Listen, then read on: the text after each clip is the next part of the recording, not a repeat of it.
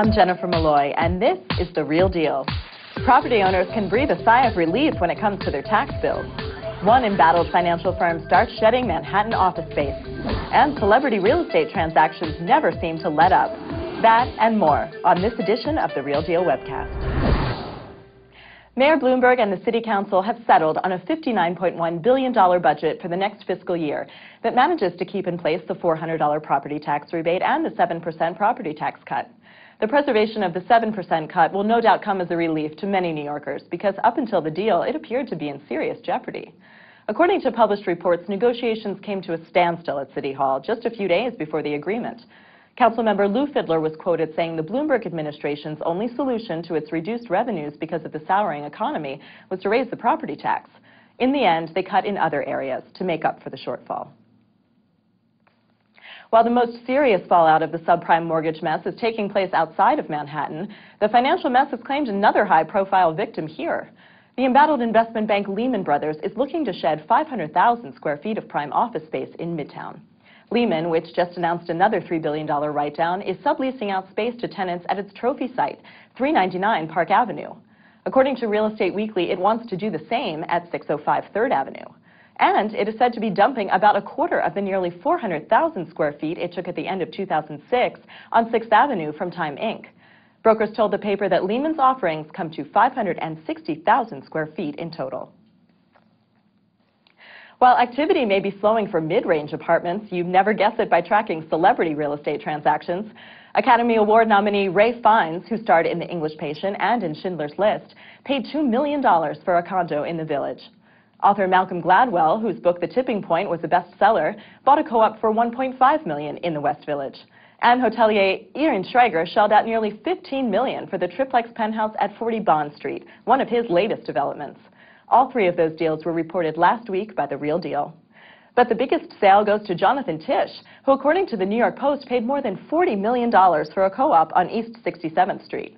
Tisch, the CEO of Loews Hotel and co-owner of the New York Giants, reportedly sold his old Fifth Avenue duplex to the CEO of Starbucks for just under $25 million. Rents for Manhattan apartments remained relatively flat in June compared to the beginning of the year, despite the expectation that they would get a seasonal boost, according to a new report from the Real Estate Group New York.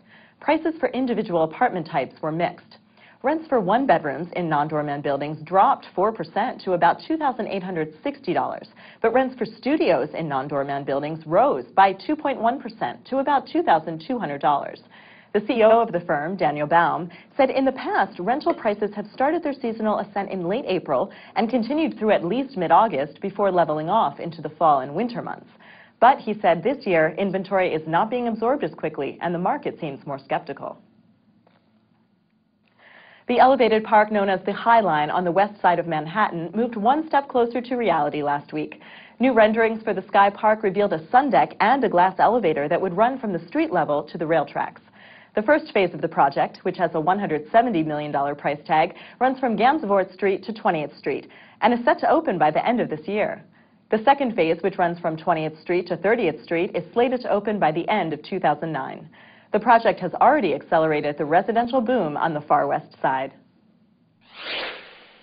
A turn-of-the-century Southampton home has just been put on the market for a stratospheric $67.5 million. According to the New York Post, the nearly 18,000 square foot home, which was built in 1902, just underwent a 3.5-year renovation. The paper said the Ox Pasture Road estate belongs to the former European chief of Esprit Sportswear.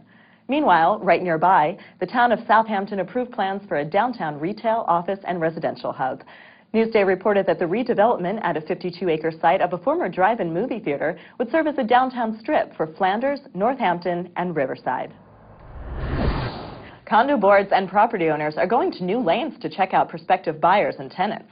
According to the New York Times, more boards are searching profiles on websites like Facebook and MySpace, and some even hire private investigators to dig up dirt on prospective buyers. With the exception of credit checks, most background research does not need approval from the person being investigated. Thank you for joining us for this edition of The Real Deal Webcast. Please log on this Wednesday for a special audio podcast with Bob Knackel, the chairman of Massey Knackel. I'm Jennifer Malloy, and this is The Real Deal.